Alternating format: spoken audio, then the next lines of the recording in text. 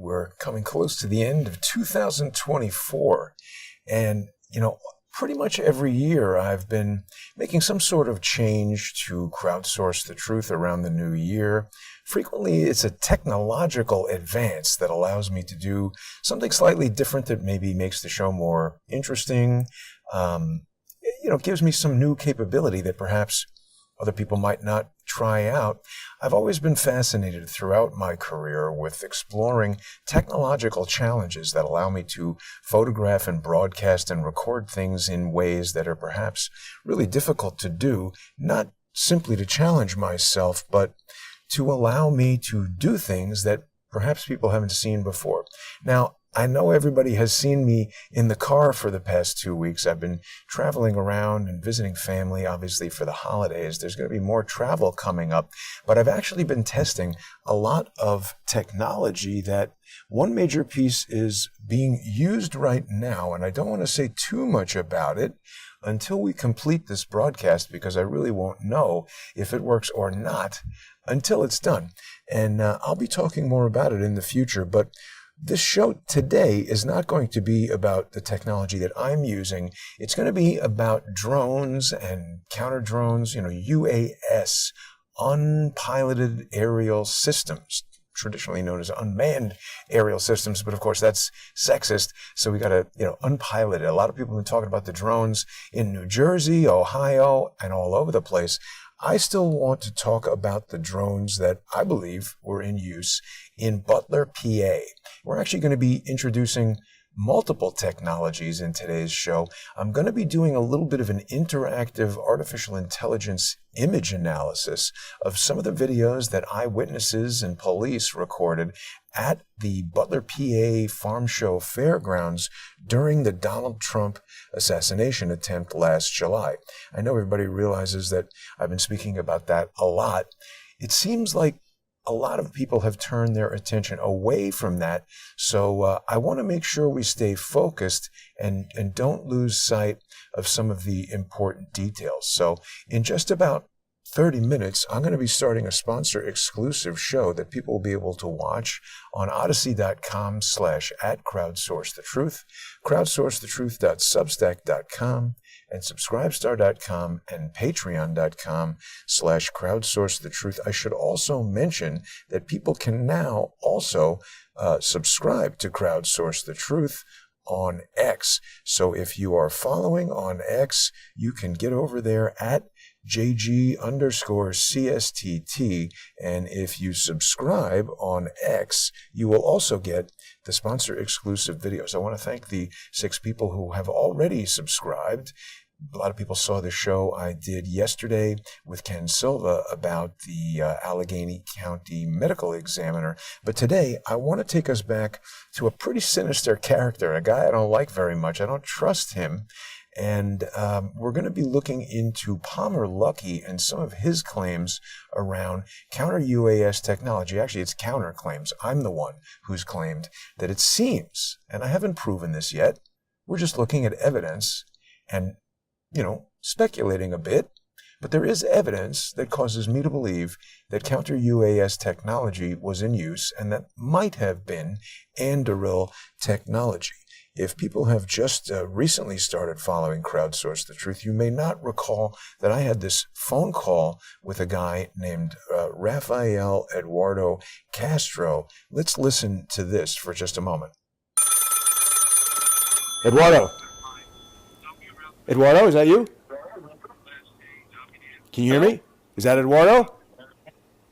Who's speaking? It's Jason. How are you, man? I'm sorry, it's who? It's Jason. I wanted to ask you about the drone you were flying in Butler, Pennsylvania. Was it an Anduril counter UAS drone? And why has your name been hidden?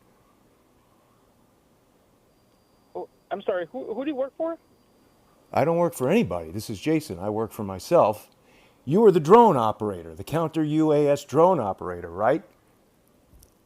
Is this Special Agent Eduardo Castro? Who do you work for? And how did you get this number? Eduardo Castro? I don't work for anyone. I have a show called Crowdsource the Truth. You were the drone operator during the Donald Trump assassination attempt, right? What was the function of the drone you were flying? Sir, there's a government phone number for official business only. Do not call this number again. Pretty authoritatively told me to FO. But that was a really interesting phone call in my estimation. He didn't say, what are you talking about? I wasn't in... Oh, lost a light there. He didn't say I wasn't in Butler, PA. So that was pretty interesting.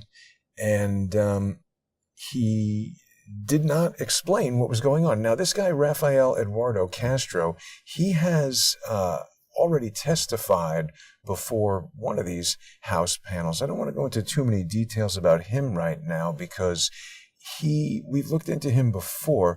There is one thing I just wanted to remind people about. I found his information because I had filed a right to know action against the Butler County ESU, and they had delivered to me an unredacted version of the after-action report that had been given to Chuck Grassley. And from that report, I got Raphael Eduardo Castro's name, and his LinkedIn told us that he worked for something called Mission Support and Test Services. Now, it was that thing, Mission Support and Test Services. That is a really interesting LLC that is, so here, let's take a look at this because this is interesting stuff. So Mission Support and Test Services is this LLC in Las Vegas, Nevada. And if we go, it's located in, it says, the U.S. Commerce Department. This is the thing that's so weird about it. It's kind of hard to tell if it's a private company or a U.S. government agency or what. But let's just take a look at the website here really quickly. Somewhere in the partnerships or in the news here, we found that these guys were testing all kinds of Anduril technology. Now, that phone call that I placed to Raphael Eduardo Castro, I wasn't even that familiar with Anduril. I mistakenly called it Anduvil. People might have heard me say that. I apologize to the Anduril executives who might be annoyed by that, but let's just look this up. If we go Mission Support and Test Services Anduril, this is how I first heard of Anduril. I didn't know anything about it. It's a company that supports the Department of Energy and National Nuclear Security Administration with a variety of activities. And we found, private defense company testing leading edge technology. So this was the article that originally, I never heard of Anduril before I saw this. And so just from Googling around after I found Raphael Eduardo Castro's name, we found this. And it says private defense company to test leading edge technologies at the NNSS, the National, whatever that was, Nuclear Security Site. And right in here, it's telling us the partnership between the NNSS and Anduril is one of many upcoming collaborations with private companies actively engaged in today and tomorrow's National Security Week. So, there's a bunch of different stuff. Operating at NNSS will allow Anduril to test a wider variety of capabilities owing to its more permissive airspace restrictions. So it seemed to me that there was like a whole lot of Anduril technology being tested by this thing. This is an Anduril Ghost drone in flight. And obviously, September 10th, 2022, 2 years ago, it's kind of a world away in the world of, technology and drone technology, UAS technology. So we don't really know what's been developed since then. We did see this Anduril Anvil drone, which was an interesting thing. There's all kinds of technology that Anduril has released. We've got this Counter UAS system. I think I've shown this before. Let's just give a listen.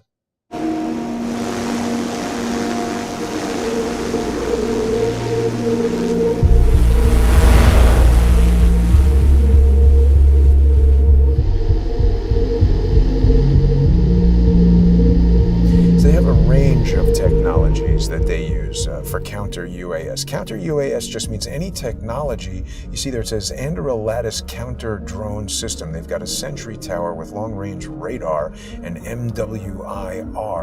I don't really know what that is, multi-wave infrared. I don't know. It's got all kinds of different sensors. Lattice is an operating system, a battlefield operating system that basically allows all of these different devices to interact and intercommunicate. Just like the iPhone has the iOS operating system on it, you can go buy a Bluetooth headset from one company and maybe a video game controller or some other accessory from another company. All of these things interface with the phone, the hardware of the phone, through an operating system. And this is really the revolutionary aspect of what Anduril is doing. I'm not sure that any other company has ever had this type of battlefield operating system before.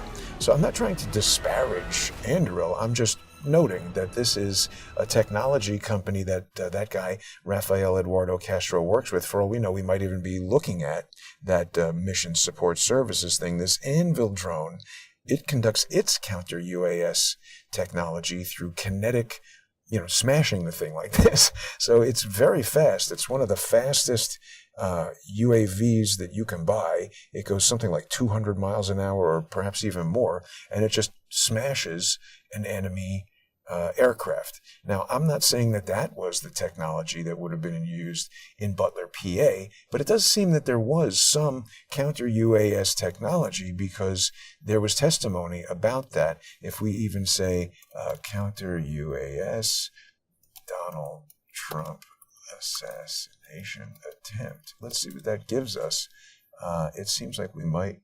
Task force recommends a change. Yeah, see, this is the thing. These task forces have all been recommending changes. Counter snipers and the House Task Force releases a final report. Yeah, in that final report, they had, oh, look at this. Lawfare. Whoa. I didn't know that Lawfare was talking about this. Isn't that so interesting? People might remember my encounter with Ben Wittes outside the Donald Trump trial in New York City. But this is talking, well, we're going to dig into this later, but the point is they did cross-examine Raphael Eduardo Castro. We've spoken about that with some other guests, and people can read that. The local snipers employed Butler County law enforcement, employed by local law enforcement. They claim that they understood the crowd to be their primary responsibility. Again, they've focused very much on the failures of the Secret Service here, and there are a lot of people talking about this idea of, counter UAS technologies, denied resources, including counter unmanned aircraft systems. And unmanned aircraft. There's a lot of call right now for more of these counter unmanned aircraft systems. Again, when I hear Washington, D.C. bureaucrats and criminally engaged nonprofits talking about the need for counter UAS systems, it sounds like they're gearing up to try to get more money out of Congress. And it's interesting, Palmer Luckey, he got very upset when I started talking about this. It was surprising to most people that a billionaire would care at all what I have to say, but we know that Palmer Luckey was all over it. People who have been following have seen him get super duper angry. But the thing that I want to focus on today is actually analyzing some of the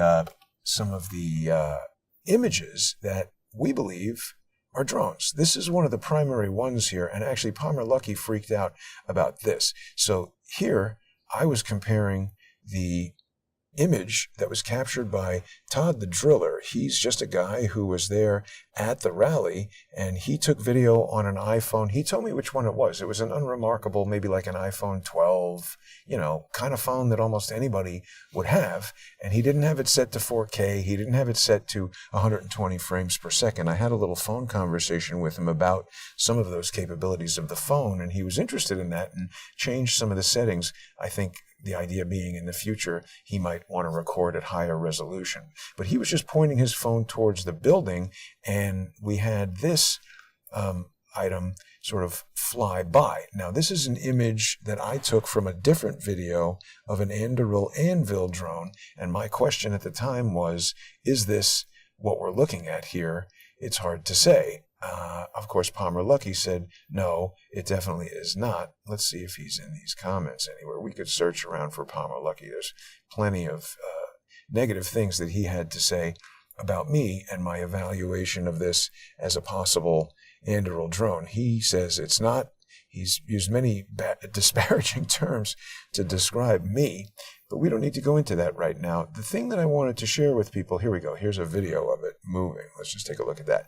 So I created this video where it's shown in real time and then also slowed down. You can see that I've put a circle around this thing and blown it up. It was amazing to me that the phone captured so much detail. Palmer Luckey and other people would have us believe that this is an insect, and that's possible. It seems odd to me that an insect would move at this speed and that its wings would still be resolved by an iPhone. Again, it's possible that it could be. I'm not an insect expert. I'm not even an expert at photographing insects. That's a highly specialized area of cinematography and photography. But I have photographed lots and lots of stuff, and I know a lot about how cameras work and everything. And it just seems pretty surprising to me that we would capture an insect like this. So what we're going to do when I get over to the sponsor exclusive segment here, we're going to take a look at a bit of image analysis that I did with a recent update to OpenAI ChatGPT. It has this multimodal mode where you can load in images, and it does all kinds of detailed analysis. So just to give people an idea of what that's going to be like, we're going to start just looking at a conversation I had with ChatGPT the other day. And then when we're in the sponsor exclusive segment, I'm actually going to live in real time query ChatGPT with some new images. I don't even know what the outcome is going to be. It could say, nope, Jason, that's an insect, and we'll see what the outcome is. But this conversation with ChatGPT started the other day, maybe yesterday or the day before. I just asked it, is it plausible to presume that an iPhone shooting at 30 frames per second could capture the flapping of wings of a flying insect? And ChatGPT says, yes, it is plausible for an iPhone shooting at 30 frames per second to capture the flapping of an insect's wings, but the clarity and detail depend on the insect's wing beat frequency and the motion blur present in the footage. Now, this is kind of an important thing. We knew that, but there are a lot of parameters here. Motion blur, as recorded by a digital image, is determined by a number of things. Firstly, the speed of the object, and secondarily, the speed of the camera's shutter. In addition to the frame rate, which is the number of pictures the camera takes in a given second, normally that's 30 in the United States of America. High-speed photography is going to be done at higher frame rates, 120, 240. Idea being, when you play it back at normal speed, the thing that is photographed at high speed will be slowed down. Again, Todd the Driller did not have his phone set to any of the high-speed settings. Depending on which iPhone you have, I do believe they can shoot up to 240 frames. Yeah, no, I've shot it at 240 frames per second, I think is the maximum for an iPhone right now. And it's important for people to understand that even just 10 or 15 years ago, that was a very difficult thing to do with a digital camera. It required a specialized camera, normally a specialized crew. We used to do phantom shoots. Now, those went up to like 1,000 frames per second, even 10,000 frames per second and higher. But that required a whole entire cart with computer equipment, high-speed connections to the camera to be able to record that much information. So I hope that people can appreciate how complex doing something like this actually is. But according to ChatGPT, it says, yes, it's plausible. So and by the way, when you're outdoors on a sunny day, the shutter speed of your iPhone, it's going to be very quick, because it's one of the things that the iPhone uses to give you proper exposure. By having a very rapid shutter, you're exposing the sensor to light for less time. And let me just explain for a second. So we're talking about 30 frames per second. And within that 1/30th of a second duration of one frame, the photography time for one frame, the camera shutter could be open the whole entire time, 1/30th of a second. That would give a lot of motion blur on a fast-moving object. It could be open for half the duration of the frame rate, which is normal. That's going to be considered normal, and that would give you normal-looking motion blur. People walking and talking have very slight motion blur, but this tends to give us a sense of natural-looking motion. A lot of people maybe have observed that, okay, so we've had our first issue there. A lot of people have observed that perhaps on a new TV, you have these motion settings that can sometimes make movies look like soap operas or sporting events and change the characteristics of the motion in ways that some people might like, some people might not. But that is doing digital things to affect the frame rate. I got distracted by that technical issue. But again, if it's very bright out, your iPhone will automatically reduce the exposure time by increasing the shutter speed. So 1/30th of a second is much more time for the shutter to be open than 1/100th of a second. That's a quick shutter speed. And in that event, you would have less motion blur. So ChatGPT is just telling us that it's possible, but the clarity and detail depend on the wing beat frequency, how quickly the insect's wings are flapping within a given second, and the motion blur caused by that.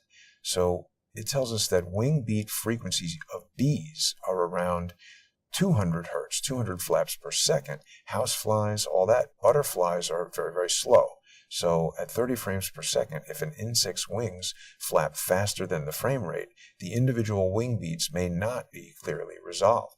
That's the other thing to keep in mind, is that there's all kinds of strange things that can happen if the frequency of the flapping of the wings coincides closely to the shutter speed of your camera. For instance, you can, let's get back to, there we go. So if this is, I don't know, does that look like a butterfly to people? Does that look like even a dragonfly to people? It looks like more like a housefly, or just a horsefly, somebody had mentioned that it might be. So houseflies are 200 hertz. That's pretty fast. That would give us a lot of motion blur. Fast-moving objects with slow shutter speeds give us a lot of motion blur. So I don't know. Again, this is not necessarily conclusive. This is going to be an exploration of all this different information. I'm going to continue reading what ChatGPT told me to give people a little bit more of an idea of what we're talking about here. The frame rate, 30 frames per second, captures an image every 33.3 milliseconds. If the wings complete multiple flaps within that time, their movement might appear as a blurred or stroboscopic effect, depending on the synchronization between the frame rate and the wing beat frequency. Motion blur is reduced with a fast shutter speed.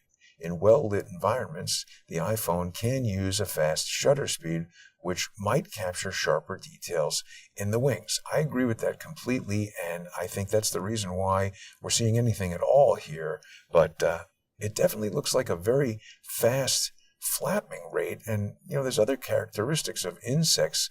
These wings, they appear to be in very similar position. That's sort of the stroboscopic effect that it was talking about there. It's very difficult to say what this is. I just think that there's a lot of definition in the wings here, and insect wings are very, very thin and nearly transparent. I think a horsefly, it's hard for me to believe that would be an insect, but ChatGPT tells us that if the insect's wing beats align in some ways with the frame rate or multiples of it, a stroboscopic effect might make the wings appear stationary or moving in slow motion. That could be what we're observing there. That could be why they appear to be in nearly the same position.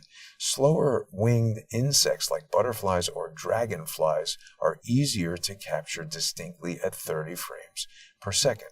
Not horseflies, though, I don't think. And the body of what we see flying by there doesn't look like a dragonfly to me. It's also talking about iPhone's abilities to record at 120 and 240 frames per second, but the conclusion is an iPhone at 30 frames per second can capture the movement of insect wings, but the result will likely show motion blur or a stroboscopic effect. So I tell it that a video that I think is an image of a drone, because the wings appear to be virtually in the same position in each frame, could be anything. Palmer Luckey, CEO, should say Anduril, but there's a typo there, whose drone I think it is, claims it's an insect, and it just seems unlikely to me that the detail and clarity of an iPhone capturing an insect so small in the frame would be able to resolve the wings and that they'd be in virtually the same position over the course of 6 frames. So I'm going to take a break from this introduction right here, and we're going to come back in just a few minutes. People are going to be able to join me for this sponsor exclusive segment on odyssey.com/@crowdsourcethetruth, crowdsourcethetruth.substack.com, subscribestar.com, and patreon.com/crowdsourcethetruth. Don't forget, you can also sponsor the show on x.com. Go to @JG_CSTT. Become a subscriber, and you'll be able to watch this sponsor-exclusive video. We're going to take a look at some more of what ChatGPT had to say about the video that's already been analyzed, and I'll go through the analysis. There's a lot of very, very detailed analysis that it gets to, actually.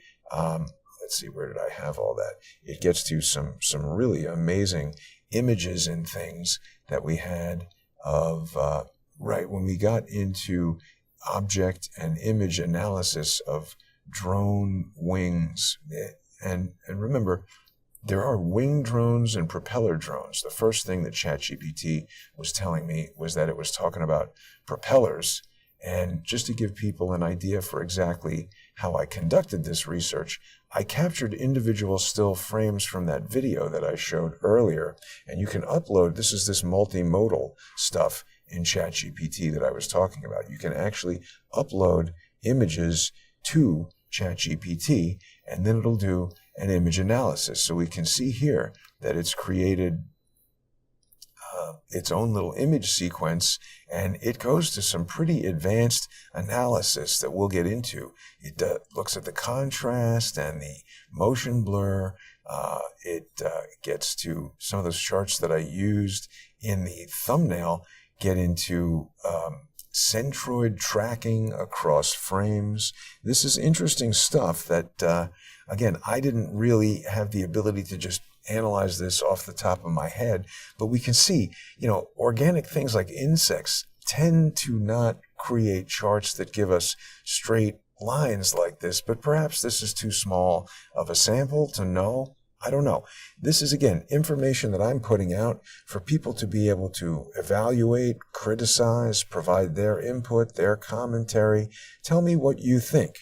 But whatever the outcome of this research is, please become a sponsor of Crowdsource the Truth by going to odyssey.com/@crowdsourcethetruth, crowdsourcethetruth.substack.com, subscribestar.com/crowdsourcethetruth, or patreon.com/crowdsourcethetruth, or finally, become a subscriber on X at JG_CSTT. I really appreciate everyone who is sponsoring the show and who has done for the past 8 years. I wouldn't be here doing all this stuff without you. So thanks very much, everyone.